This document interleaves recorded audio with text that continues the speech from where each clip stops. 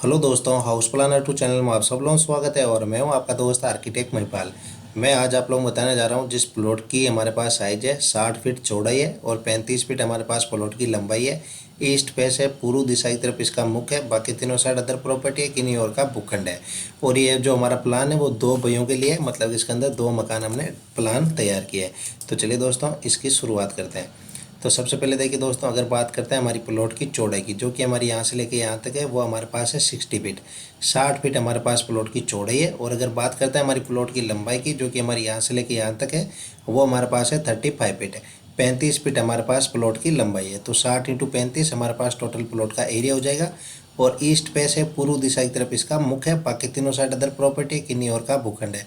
मतलब कि जो हमारा प्लॉट है वो सिर्फ एक ही तरफ से ओपन है और वो है पूर्व दिशा। तो चलिए दोस्तों इसकी शुरुआत करते हैं। तो सबसे पहले देखिए दोस्तों, हम लोग पहला फ्लैट है उसकी हम लोग शुरुआत करते हैं और फिर मैं आपको दूसरा फ्लैट भी दिखाऊंगा। और आप इसको रेंट पर भी दे सकते हो अलग अलग तरह से, वो भी मैं आपको उसकी पूरी डिटेल दूंगा। तो आप वीडियो को पूरा अंत तक जरूर देखें ताकि आपको पूरा समझ में आ जाए। तो यहाँ पर देखिए दोस्तों, हमारे पास घर का मेन डोर आ रहा है, मुख्य दरवाजा 4 फीट का।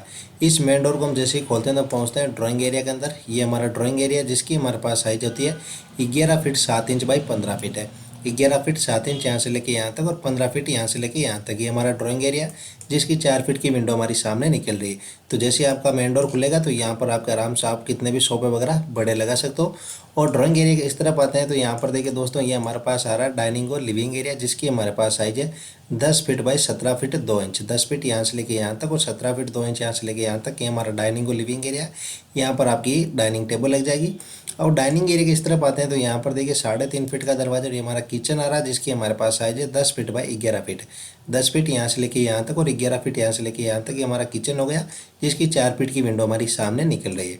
अब किचन से वापस बाहर आते हैं तो ये हमारा डाइनिंग और लिविंग एरिया।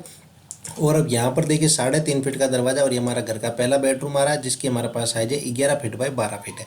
11 फीट यहाँ से लेके यहाँ तक और 12 फीट यहाँ से लेके यहाँ तक, ये हमारा बेडरूम हो गया जिसकी 3 फीट की विंडो यहाँ पश्चिम दिशा के अंदर पीछे हमने ओटीएस छोड़ रखा है जिसकी हमारे पास साइज है 3 feet by 5 feet 5 inch. 3 feet यहाँ से लेके यहाँ तक और 5 फीट 5 इंच यहाँ से लेके यहाँ तक, ये हमारा ओटीएस है जिसके अंदर इस बेडरूम की 3 फीट की विंडो निकल रही है। अब इस बेडरूम से वापस बाहर आते हैं तो इसके जस्ट पास में यहाँ पर देखिए 2.5 फीट का दरवाजा और कॉमन बाथरूम आ रहा है जिसकी हमारे पास साइज है 4 feet 8 inch by 5 feet 5 inch. 4 feet 8 inch यहाँ से लेके यहाँ तक और 5 फीट 5 इंच यहाँ से लेके यहाँ तक, ये हमारा कॉमन बाथरूम हो गया जिसका 2 फीट का वेंटिलेशन इस ओटीएस के अंदर निकल रहा है।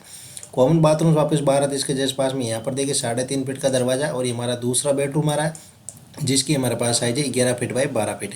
11 फीट यहाँ से लेके यहाँ तक और 12 फीट यहाँ से लेके यहाँ तक, ये हमारा बेडरूम हो गया। और इस बेडरूम से यहाँ पर इस ओटीएस के अंदर जाने के लिए 2.5 फीट का दरवाजा दे रखा है। और इस बेडरूम की 3 फीट की विंडो यहाँ पर हमने ओटीएस छोड़ रखा है जिसकी हमारे पास साइज है 5 feet by 10 feet 4 inch. 5 feet यहाँ से लेके यहाँ तक और 10 फीट 4 इंच यहाँ से लेके यहाँ तक, ये ओटीएस है जिसके अंदर इस बेडरूम की 3 फीट की विंडो निकल रही है। इस बेडरूम से वापस बाहर आते हैं तो यहाँ पर देखिए 2.5 फीट का दरवाजा कॉमन WC आ रहा है जिसकी हमारे पास साइज है 5 फीट 6 इंच बाई 5 फीट है। 5 फीट यहाँ से लेके यहाँ तक और 5.5 फीट यहाँ से लेके यहाँ तक कॉमन WC हो गया जिसका 2 फीट का वेंटिलेशन भी ओटीएस के अंदर निकल रहा है।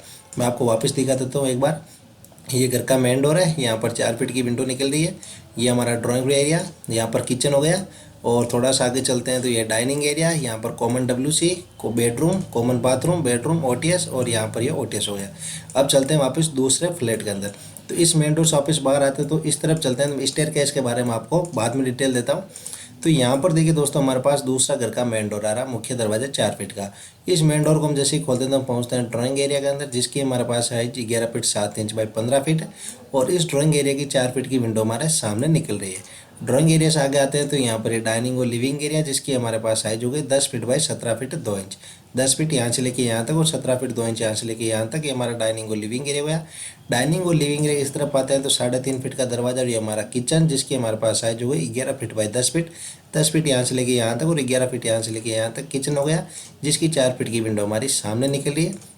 किचन से वापस बाहर आते हैं तो इस तरफ चलते हैं तो यहाँ पर देखिए 2.5 फीट का दरवाजा कॉमन WC आ रहा है जिसकी हमारे पास साइज है 5 फीट बाई 5.5 फीट। 5 फीट यहाँ से लेके यहाँ तक और 5.5 फीट यहाँ से लेके यहाँ तक कॉमन WC हो गया जिसका 2 फीट का वेंटिलेशन इस ओटीएस के अंदर निकल रहा है। कॉमन WC से वापस बाहर आते हैं तो यहाँ पर देखिए 3.5 फीट का दरवाजा और ये हमारा घर का पहला बेडरूम आ रहा है दूसरे घर का जिसकी हमारे पास साइज हो गई 11 फीट बाई 12 फीट। 11 फीट यहाँ से लेके यहाँ तक और 12 फीट यहाँ से लेके यहाँ तक, हमारा बेडरूम गया जिसकी 3 फीट की विंडो इस ओटीएस के अंदर निकल रही है। और ये जो ओटीएस छोड़ रखा है उसके अंदर जाने के लिए इस बेडरूम से 2.5 फीट का दरवाजा है।